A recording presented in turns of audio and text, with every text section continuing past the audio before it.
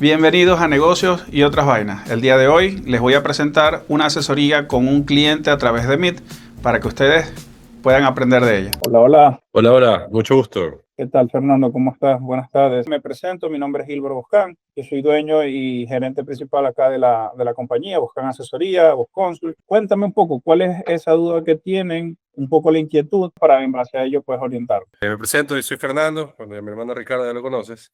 Ya, mira, nosotros venimos con una fábrica ya hace muchos años. Ya, bueno, tenemos empleados que están a mi nombre, que están ya por jubilarse. Entonces, por ese lado no quisiera tocar nada, ya. Okay. Pero decidimos abrir una compañía hace ya un poco más de un año, ya. Okay. Pero nosotros no sabemos muy bien cómo manejar el tema de nuestros sueldos. O sea, es como que Comprendo. por ejemplo, lo que estamos haciendo ahorita es que yo facturo todos los meses y mi hermano hace una nota de venta. Ahora, yo lo que estoy facturando, debería estar facturando 2.000 más el IVA, porque lo que estoy facturando es 2.000 ya con el IVA, ¿verdad? Okay. Ese IVA no me lo está pagando, o sea, sí me lo está pagando la empresa, pero realmente, como te dije, debería ser 2.000 más IVA. Okay. Entonces, cuando ya se vuelve mi IVA, ya tengo que declarar mi IVA personal, es que comienzan los problemas. Entonces comienzo como que no sé dónde sacar IVA y chuta, entonces estamos en esa vaina. Damos un problema de una empresa a otra. Exacto. Entonces me lanzo yo el problema y como que le quito ese IVA a la empresa, de hecho se lo doy para que lo tenga ella, pero yo me estoy fregando. Entonces no sabemos cómo manejar ese tema y eso era, no sabemos si afiliarnos. Nos parece que la afiliación por ese sueldo es muy alta. No sabemos si afiliarnos por el mínimo o quizás un poquito más. Entonces quería que tú nos des luces o que nos digas más o menos, ¿sabes? Que hagan esto. Ahora, otra cosita que antes que nosotros tenemos activos que están a nombre de los dos, ¿ya? Okay. Que vienen desde antes de la empresa, que son maquinaria, moldes, tenemos un galpón que no está a nombre de la empresa, entonces la empresa es como que no tuviese eso, ¿no? Entonces, bueno, volviendo al primer tema, es que eso era lo que queríamos tocar. Primero me voy con la parte tributaria y aquí entra mucho en juego lo que le decía yo hace un ratito a Ricardo, que esto es un problema que se nos presenta a todos los que tenemos compañía. Se me presenta a mí y yo le digo la solución o cómo lo estoy haciendo yo y bueno, se les está presentando a ustedes ahora. Técnicamente lo que nos dice la ley, y aquí tenemos que hablar de algunas leyes, porque hablamos de la ley del régimen tributario interno, su reglamento de aplicación, hablamos de la ley de la seguridad social y hablamos sobre el Ministerio de Trabajo, ¿no? Entonces, interpretando esos cuatro instrumentos, afiliarse, para resumir un poco, nos representa a nosotros sobre el sueldo de cada uno de ustedes el 41% en obligaciones. Sin embargo, sobre ese 41%, tenemos que tomar en consideración que 13º, 14º, quizás ustedes decidan no pagárselo, ¿no? Que sea solamente burocrático, que a la final termine siendo un beneficio porque en impuesto a la renta pues lo hacen deducible ese gasto, pero líquido en flujo de efectivo pues no sale de la empresa, ¿no? Entendiendo que estado de resultado, ingresos, costos y gastos y flujo de efectivo son dos conceptos distintos, ¿no? Partiendo de allí, les puedo dar esa recomendación. Entonces ya el 41% quitando del flujo, lo que es 13º, 14º, participación a trabajadores, ¿no? Disminuye bastante ese 41% y nos quedamos únicamente con la aportación, lo que vendría siendo el gasto adicional. La aportación, cuando te afilias como trabajador bajo dependiente, es el 22.15. Entonces, si yo comparo 22.15 versus el 15% del IVA que yo le voy a transferir a la empresa, todavía sigue en porcentaje siendo más conveniente que yo le facture a la empresa como representación legal. ¿Okay? Entonces, allí, fíjense que estoy trabajando con 4 reglamentos, ¿no? La ley del régimen tributario, la aplicación de la ley del régimen tributario, Ministerio de Trabajo y IES. Sin embargo, ¿qué sucede cuando yo tengo un contrato de representación legal que no es más que un nombramiento? Yo soy el representante legal de Bosconsult. Entonces, yo como representante legal debo facturarle a la empresa mis servicios porque precisamente hay un contrato. Sin embargo, como Gilbert, yo tengo que tener una póliza de seguros, que en este caso debo contratarla con el IES. ¿Qué les recomiendo? Tengan un seguro con el IES pequeño, incluso puede ser medio sueldo, ¿okay? No necesariamente tiene que ser el sueldo completo, para que el gasto realmente sean unos 47, 50 dólares mensuales a pagar en IES, que es mucho más pagable que el 22% de $2.000. ¿Ya? ¿Por qué? Porque me dice el Ministerio de Trabajo que el gasto y el SRI me dice que el gasto de un representante legal va a ser reconocido como tal. Lo puedes deducir siempre que el representante legal tenga un contrato, un nombramiento y que ese representante legal le facture a la compañía. ¿Okay? Entonces, el representante legal le factura, tiene un seguro propio que autopaga, ¿no? Que paga directamente, se autoafilia, y con eso estamos cubiertos. La factura va por el valor del servicio, se paga y únicamente, bueno, vamos a pagar nosotros o vamos a tener como gasto adicional ese 15% del IVA que pagamos sobre la factura de representación legal. Pero sinceramente, la forma en la que lo están haciendo en este momento, o por lo menos tú, Fernando, la forma en la que lo estás haciendo es la forma más eficiente en tema de economizar porcentajes de IVA. Porque ya llegados al impuesto a la renta, si tú me dices que factura una base imponible de $2,000 mensuales, seguramente al final del año vamos a tener unos 24,000 y realmente el impuesto causado sobre $24,000, hablando de impuesto a la renta, es bien bajo. Allí con los gastos personales y si es que tú tienes cargas familiares, el impuesto a la renta se vuelve cero básicamente, ¿no? Por no decir algún valor. Ahora, con Ricardo, que nos dan notas de venta, presumo que está en el régimen RIMPE. Sí. Les pregunto, ¿cuál de los dos es el representante legal? Los dos. Ok, entonces los dos deben facturarme la representación legal bajo la misma figura. El tema es que al estar dentro del régimen, la representación legal, la actividad económica es excluyente. Quiere decir que cuando actualicen, porque tenemos que actualizar esos RUC de persona natural para que exista la actividad económica de representación legal, cuando actualicemos el RUC, automáticamente a Ricardo lo van a excluir del régimen RIMPE popular y va a tener que empezar a emitir facturas que son electrónicas y tendrá que invertir en una firma electrónica, así como en algún momento lo hizo Fernando. ¿Sí? Y perdón, nos manejamos ambos desde las dos figuras. Ya, eso es lo que técnicamente les puedo guiar a nivel de lo tradicional con respecto a lo que es la norma. Ahora bien, hay otras estrategias que nosotros podemos implementar, ¿no? Y pregunto, antes de avanzar con otra cosa, ¿esto quedó claro? ¿Tienen alguna pregunta, alguna duda? Clarísimo, Sí, clarísimo. Ricardo. Sí, sí. Ok, antes de irnos a otro lado y tomando en consideración, como les decía, un resumen, ¿no? Afiliarnos representa por lo menos, sin contar en consideración los otros beneficios sociales, un 22,15%. Facturar cuesta 15% y bueno, es mucho más manejable 15 que 22, ¿no? Son 7% más. Entonces, por eso mi recomendación es que facturemos, ¿no? Con la consideración de Ricardo que tendría que cambiar de régimen, emitir facturas electrónicas, ¿ya? Esa es una. Yéndonos a las otras estrategias que les comentaba que existen y que en este momento se están utilizando, es trabajar con dividendos. ¿Qué sucede con los dividendos, no? Allí tenemos dos estrategias puntualmente con dividendos. La primera es efectivamente que nosotros como persona natural seamos accionistas y dueños de la empresa, ¿ya?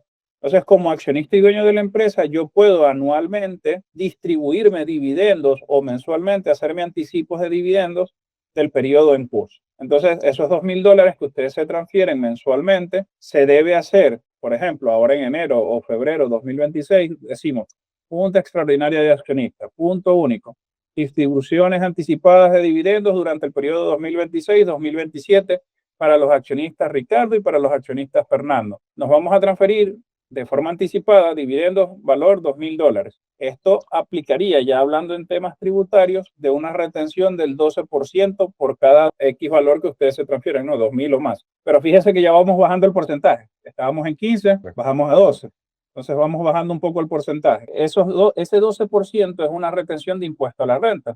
¿Qué significa que ustedes van a tener una retención? Que de los $2,000 seguramente van a recibir $240 menos, pero que al finalizar el periodo, esos $240, pues vamos a poder compensarlos con su impuesto a la renta y si es posible, si los gastos personales lo permiten, solicitar una devolución de esa retención, ¿no?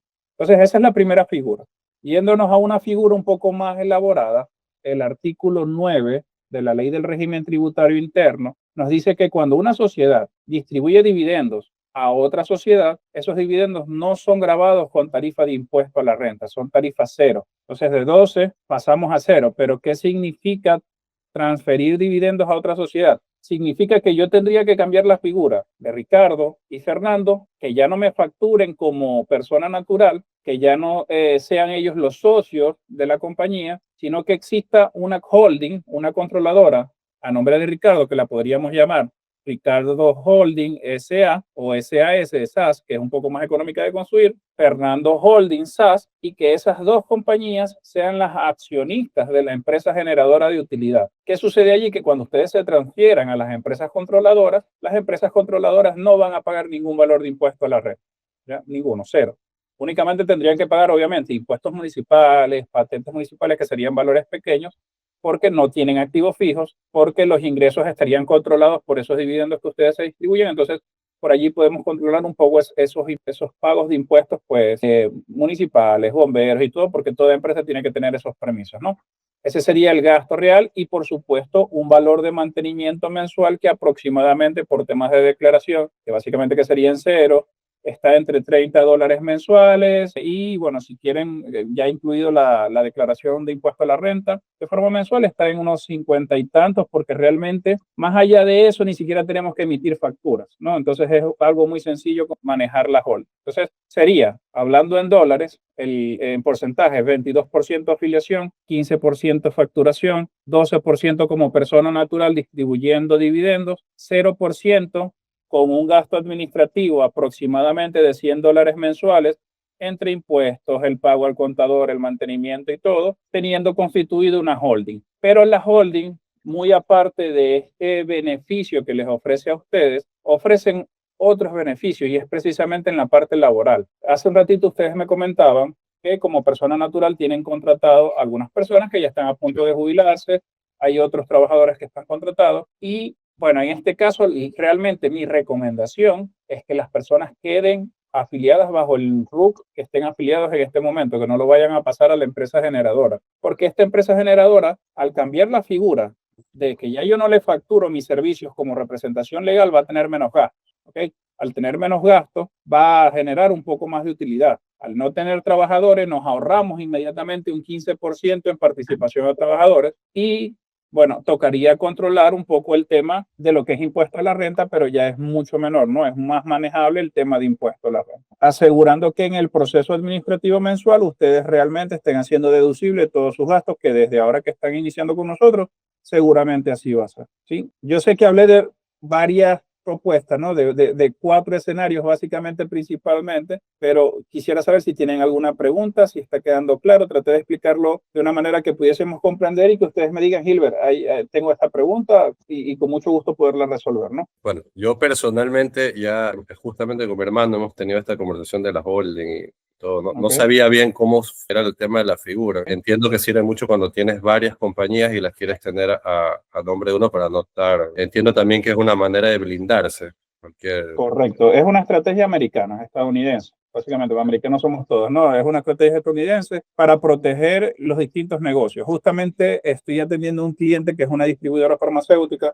Ellos van a aperturar 60 sucursales. Y yo le digo, ok, la estrategia acá es constituyete una holding y que cada sucursal, o por lo menos cada 2 o 3 sucursales, pertenezcan directamente a una empresa controlada. ¿Por qué? Porque si estas 3 sucursales tienen problemas, un accidente, un robo, tienes que contratar la póliza de incendios, te sale mucho más económico que contratar en una sola para 60, contratar solamente para 6. Te sale mucho más fácil o más rentable una demanda laboral en una sucursal que está dirigida por una empresa y a su vez esa empresa está controlada por una holding, que te demande un trabajador de 60 sucursales porque obviamente la demanda pues va a ser mucho mayor.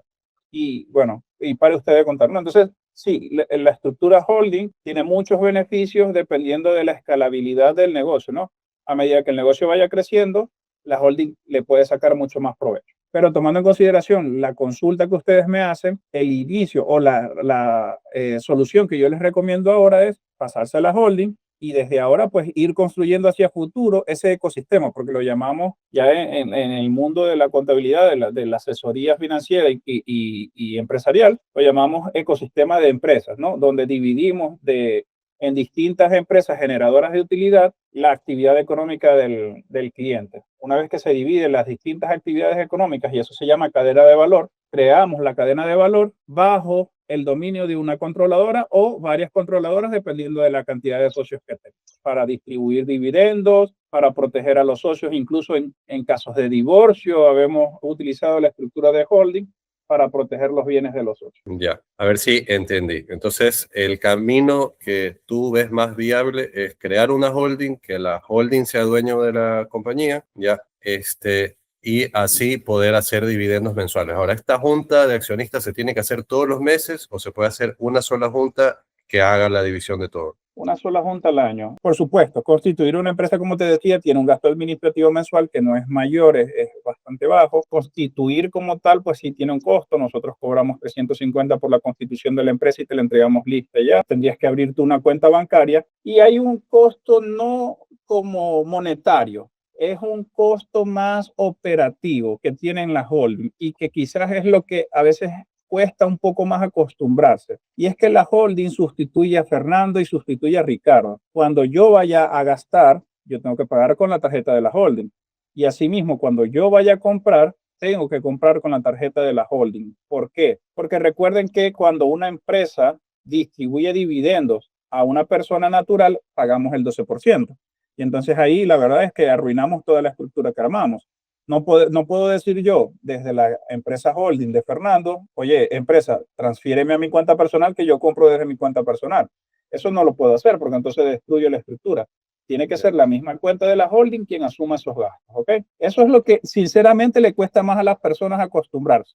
Entonces, si lo logramos, la estructura holding es un éxito. Ya, perfecto. ¿Qué otra? A ver, y otra duda que teníamos era el tema de los activos, como te comentábamos. Tenemos estos activos, pero no sabemos si meterlos en la empresa o mejor los dejamos fuera de la empresa. ¿Qué tan depreciados están? ¿Cuánto tiempo tienen los activos? ¿Qué vida útil le queda? Muchos años. Tienen muchos años. O sea, el galpón debe tener más de 25 años, las máquinas lo mismo. Entonces, El galpón sí está totalmente depreciado. Si me dices máquinas esa cantidad de tiempo, también está totalmente depreciado porque se deprecia en 5 años. Bien, aquí hay una pregunta y por eso te preguntaba sobre la vida útil. Y los activos fijos a nivel de normas internacionales se reconocen de dos maneras. O a costo histórico, que básicamente es la factura de compra cuando te la vendieron, o a valor razonable. El valor razonable es el valor que tienen hoy esas máquinas en el mercado ecuatoriano, ¿no? Y dependiendo de cómo estén, el mantenimiento y todo lo demás. Entonces, nosotros podríamos hacer, mejor dicho, ustedes ya, yo incluyéndome como dueño de la empresa como ustedes, podríamos hacer un documento. Fernando como persona natural, Ricardo como persona natural, hacemos un documento notarizado donde trasladamos la propiedad que tiene un valor, tiene un costo, hacia la empresa. ya, perfecto. Ya, entonces, bueno, hasta poder constituir las SAS y todo esto, la mejor opción que nos das debe ser, había la del 22, había la del 15 y había la del 12. La del 12. ¿Cuál era? La del 12 es que se distribuyen dividendos directamente a ustedes.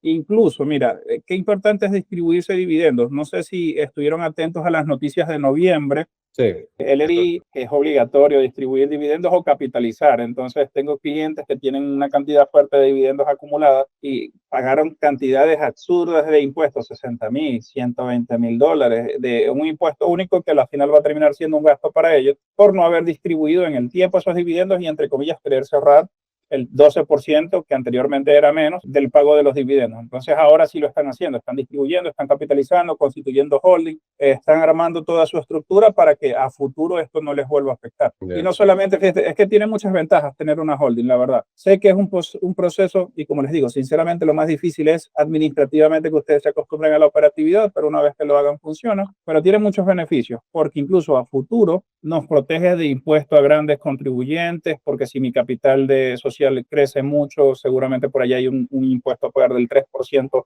a los capitales que superen el $1.000.000 y así sucesivamente, ¿no? Si mi capital crece mucho, mi total de activo crece, por lo tanto tengo que hacer auditoría anual.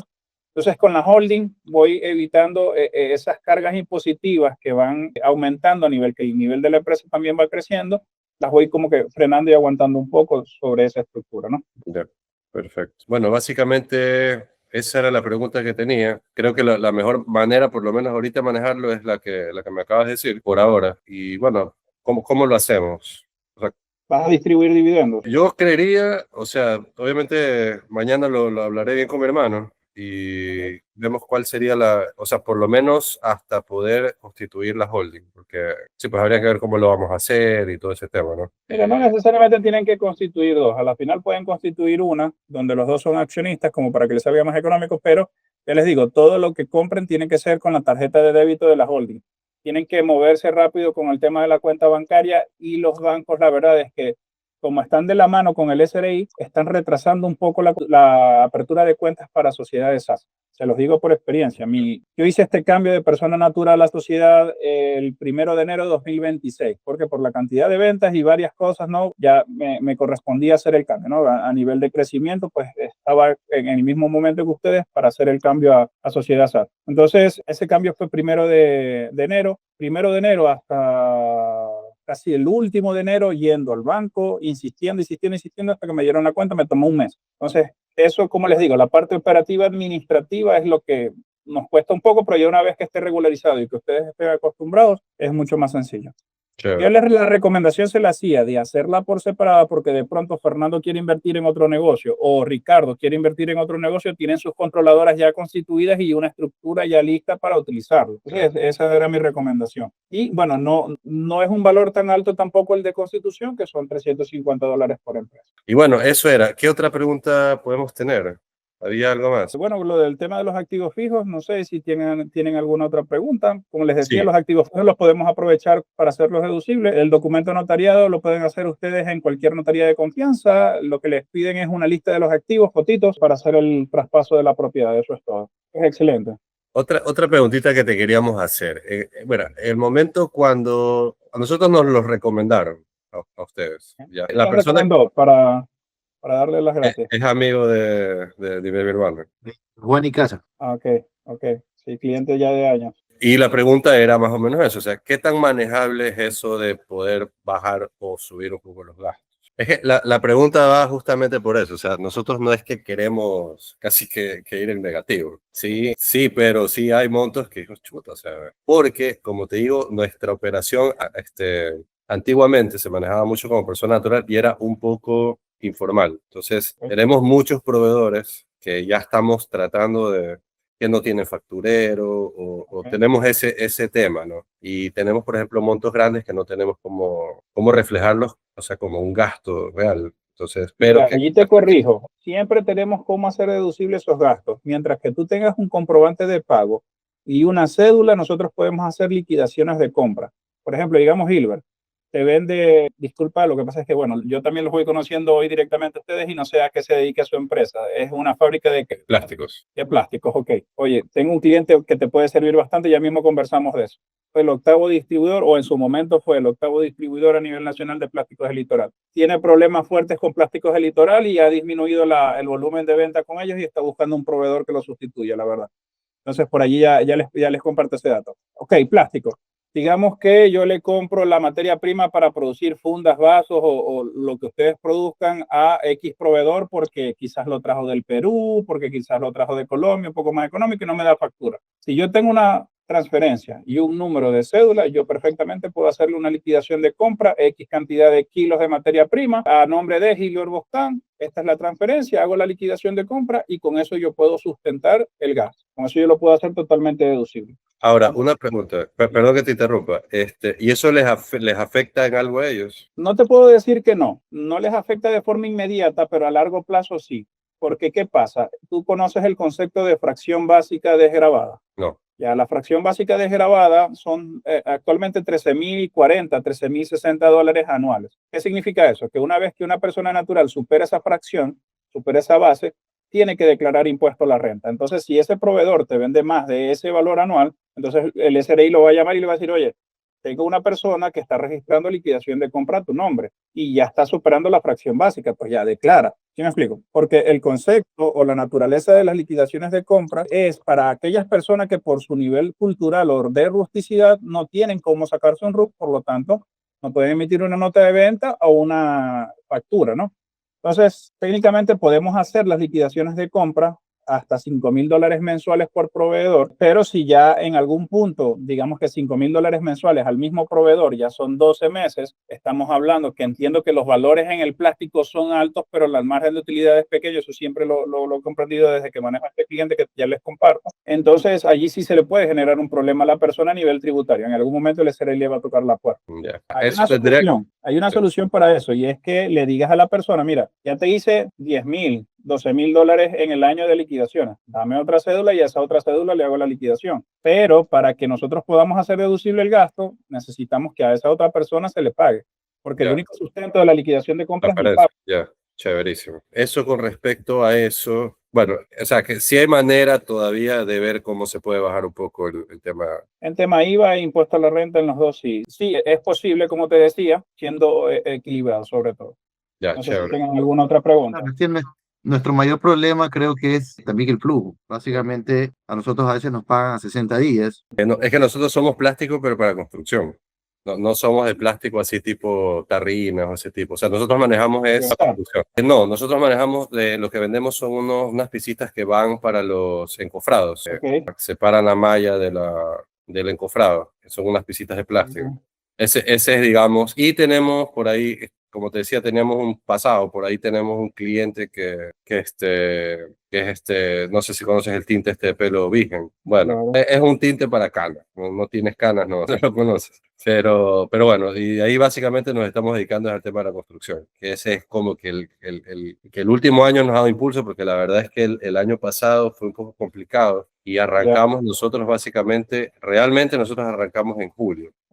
Y bueno, y la verdad es que nos ha ido considerablemente, o sea, nos está yendo bien. ¿Y ustedes están en el mercado como B2B o B2C? O sea, ¿productor distribuidor o distribuidor? B2C. Okay. Sí, nosotros le vendemos directamente a las constructoras. ¿Los márgenes de ganancia les permitirían disminuir el precio de venta para referirles? Uno de mis clientes más grandes es que ellos están fuertes en el tema de la construcción. Yo podría conversar con ellos para que ustedes entren como proveedor, pero obviamente tendrían que darle un precio como para que ellos puedan vender y tengan un margen, ¿no? Sí, justamente hoy día con mi hermano hablábamos de Promar. Estábamos viendo. Excelente cliente también, por supuesto. Están expandiendo durísimo en San Borondón. No sé si han visto el Exactamente por eso es que tuvimos la conversación. Porque salíamos de ahí y vimos el Promar. O sea, ahorita nuestro foco está en las constructoras. Digamos, ya nos movemos bastante bien en ese tema, pero sí estamos viendo ahorita capitalizar unos, digamos, más pequeños, porque esos de ahí te pagan. No tienes problemas de crédito, te pagan casi que cuando les entregas, entonces manejan montos más pequeños, pero... Cuidado instalada que tú tengas para producir, porque capaz y vienes y te comen toda la capacidad instalada que tienes en venderle a esos proveedores grandes y le dejas el B2C directamente a ellos. Claro. Pero quizás hacer un negocio más cómodo para ustedes porque les asegura un flujo constante de dinero y los tiempos de crédito de ellos lo respetan. Claro, exactamente. Sí, que es algo que a veces no nos pasa a nosotros. Por ejemplo, decimos 45 días, nos dan 60. Es lo normal. Tú sabes que eso es cultura ya. Sí. Entonces, bueno, en eso sí, pero a mí me quedó clarísimo. Mañana le escribimos a Camila a ver qué decisión tomamos. O hecho, le escribimos en el grupo. A ver cómo lo hacemos, para ver si hacemos la junta o... Yo creo que la figura de afiliarse es demasiada plata. A mí también me parece, yo no estoy afiliado a mi empresa, para serte honesto, porque es demasiado dinero regalarle a mí, es que para colmo ni siquiera lo utilizamos. Exacto, y es lo que hablábamos con mi hermano hoy día, o sea, es demasiada plata como para que simplemente no pase nada y a futuro no vaya a haber nada. Entonces, pero chéverísimo, nos diste unas opciones demasiado buenas, y te agradezco bastante por la paciencia de explicarnos. No, tranquilo, que estamos para servir. Mira, en el grupo está mi número, ¿ya? Como te decía, mi nombre es Hilbert, cualquier cosa, pregunta o cualquier otro tema que quieras conversar, que como te pudiste dar cuenta, bueno, estoy un poco empapado en algunas áreas, escríbeme y allí conversamos con mucho gusto, ¿ya? Buenísimo, gracias Hilbert, qué gustazo. Rico, un gusto conocerlo. Chao. Hasta luego, chao. Esto fue Negocios y otras vainas. Los espero en el próximo capítulo y si quieren ver más, déjenlo en los comentarios, síganos y suscríbanse.